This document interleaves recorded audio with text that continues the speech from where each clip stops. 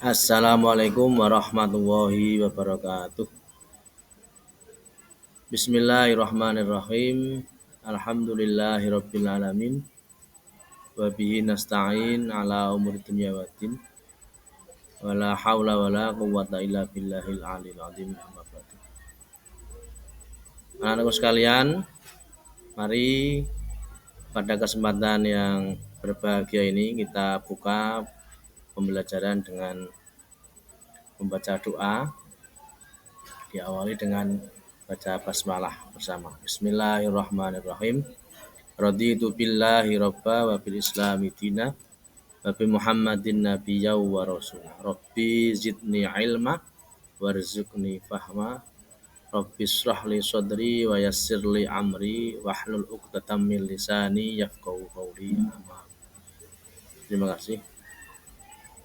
Anak-anakku sekalian yang berbahagia, pada kesempatan kali ini kita bahas tentang materi pernikahan dalam Islam.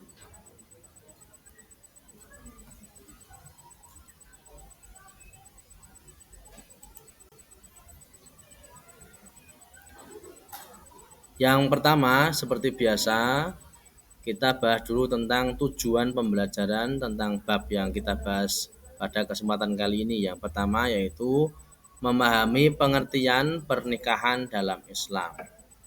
Nanti kita bahas tentang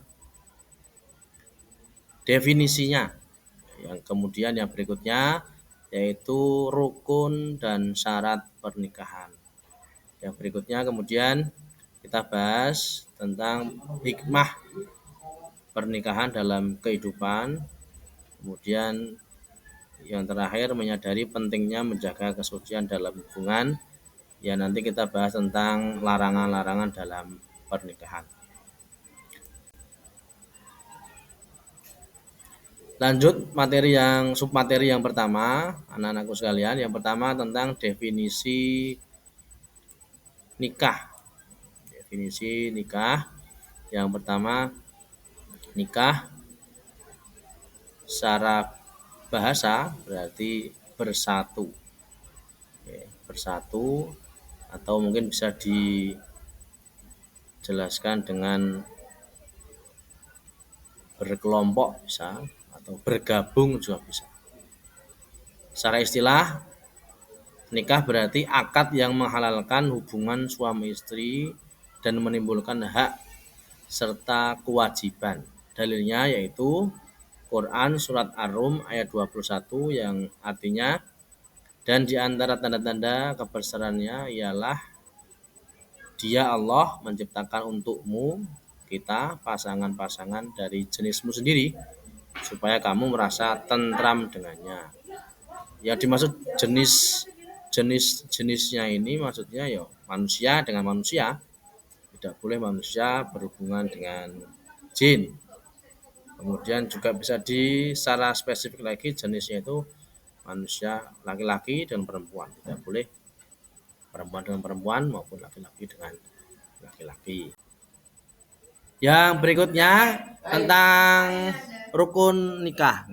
Rukun nikah ada 5 yang mungkin anak-anak sekalian sudah mengetahui atau mungkin sudah mengikuti prosesi pernikahan di desa maupun tetangga atau saudara yang mungkin kalian sudah tahu.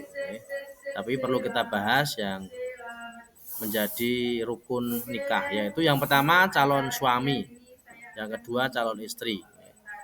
Adanya calon laki-laki dan perempuan yang mungkin sama-sama suka, sudah taruh, sudah kenal, itu menjadi rukun utama nikah, laki-laki dan perempuan. Tidak boleh ada yang sama jenis, laki-laki dengan laki-laki atau perempuan dengan perempuan atau yang sejenisnya. Yang berikutnya rukun nikah yang ketiga yaitu adanya wali nikah atau orang tua asli dari seorang perempuan atau calon istri. Yang berikutnya adanya saksi, yang biasanya saksi itu diambilkan dari calon mempelai suami satu dan calon istri satu. Kemudian yang terakhir yaitu adanya ijab kabul. Ijab itu diutarakan oleh wali dan kabul disampaikan atau dijawab atau yang menerima yaitu calon suami.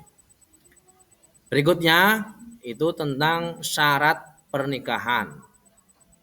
Adapun syarat-syaratnya yaitu satu, calon suami dan istri karena ini pernikahan menurut pandangan Islam, satu calon dan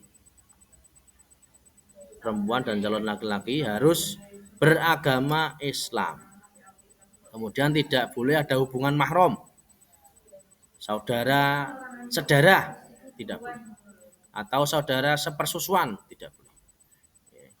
Kemudian yang ketiga, kedua belah pihak tidak ada paksaan, sama-sama suka, sama-sama mau, walaupun dijodohkan tapi sama-sama suka dan mau. Kemudian yang terakhir yaitu batas usia sesuai hukum, tidak boleh masih usia balita menikah, tidak boleh. Yang jelas harus sudah balik.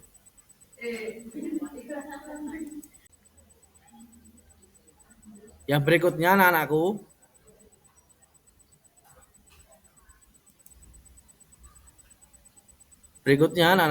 untuk larangan dalam pernikahan diantaranya pernikahan dengan mahram, saudara, kakak beradik, sepupuan dari ayah itu juga berbahaya. Kemudian pernikahan mut'ah atau kawin kontrak yang mungkin kita sudah memahami atau mungkin kita sudah melihat contoh-contoh di perfilman itu juga sudah ada. Kemudian pernikahan tanpa wali, meniadakan wali, tidak ada orang tua, itu yang menjadikan pernikahan itu menjadi tidak sah. Kemudian yang terakhir, menjadikan pernikahan sebagai permainan atau ajang tipu daya atau permainan.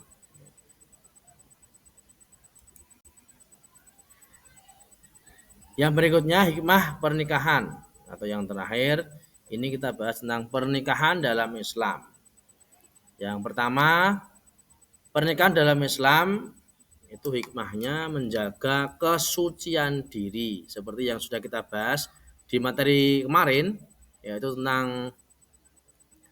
tentang pembahasan perkara-perkara atau 5 perkara yang menjadi pokok-pokok ajaran Islam.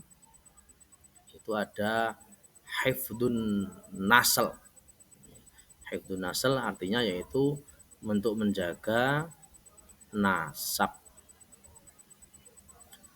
Yang berikutnya membentuk keluarga yang sakinah, mawaddah, warahmah. Keluarga yang tentram, keluarga yang rukun, keluarga yang bisa membahagiakan satu sama lain. Yang berikutnya memenuhi fitrah manusia. Secara biologis manusia punya kebutuhan biologis, seksual itu juga harus terpenuhi. Terpenuhinya dengan cara melaksanakan syariat Islam, yaitu dengan pernikahan. Tidak boleh dengan cara yang lain, seperti kumpul kebo atau yang lain lah. Nah, itu nanti bisa kita bahas di periode yang akan datang atau pertemuan yang akan datang. Kemudian melanjutkan keturunan, tidak akan menjadi keluarga yang harmonis, menjadi keluarga yang sakinah ketika tidak memiliki keturunan. Ketika itu yang diharapkan. Tapi yang jelas pernikahan itu harus mempunyai tujuan meneruskan keberlanjutan hidup manusia, yaitu mempunyai keturunan. Yang terakhir yaitu mendapatkan keberkahan dari sebuah ibadah. Kita ketahui bersama bahwa pernikahan itu ibadah yang pelaksanaannya sangat panjang. Kok bisa sangat panjang? Karena diawali dari ijab kabul sampai berpisahnya kedua belah pihak pasangan pernikahan itu. Berpisah karena meninggal, mati, atau berpisah karena perceraian.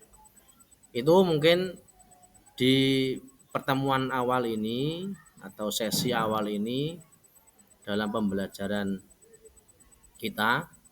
Nanti kita lanjutkan pendalaman materi yang berikutnya di pertemuan kedua dan ketiga masih membahas tentang pernikahan.